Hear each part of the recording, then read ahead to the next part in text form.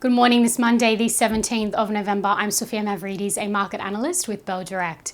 Well, it was another mixed session on Wall Street to end the week. The S&P 500 continued to fall, with the high beta segment down the most, while energy held up the most among the S&P large cap segments.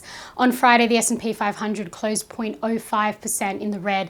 The Dow Jones 0.65% in the red, and the Nasdaq gained 0.13%, regaining some losses after coming under pressure recently.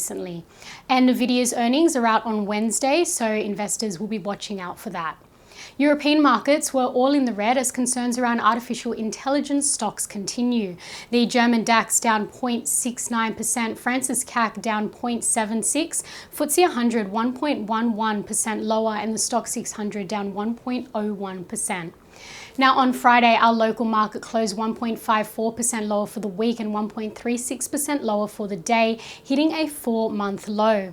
Losses were widespread, however tech stocks dragged down the market the most on Friday, with the sector heavily falling 4.32%. A few key factors weighing down on the market last week included hotter than expected jobs report that was out on Thursday, and it slashed expectations for rate cuts this year. Now, we also know that the key monthly inflation data for the US may not be released this month due to the US government shutdown, and weak economic data was released from China as well. However, it's important to note that the year-to-date numbers for the Australian and the US market are still positive. As for what to watch today, well, the SPY futures are suggesting our local market will drop 0.2% at the open this morning. Elders shares will be on watch today when the agribusiness company releases its FY25 results. And looking at commodities, let's keep watch of the energy producers today. Those include Woodside Energy or Santos, as oil prices pushed higher on Friday, driven by news that a Russian port has suspended oil exports. Now, crude oil is up 2.4% to $60.09 per barrel. Meanwhile, gold has dropped over 2%, now at $4,083.60 an ounce, though the metal remained on track for a weekly advance of roughly 3%.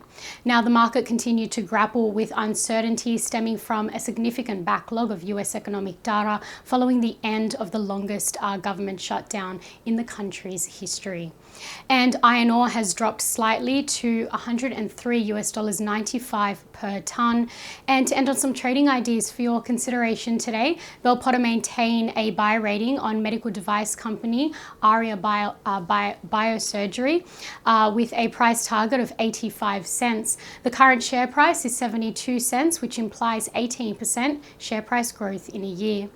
And Trading Central have identified a bearish signal in NAB, indicating that the stock price may fall from the close of $41.48 to the range of $38.70 to $39.30 over 52 days, according to the standard principles of technical analysis.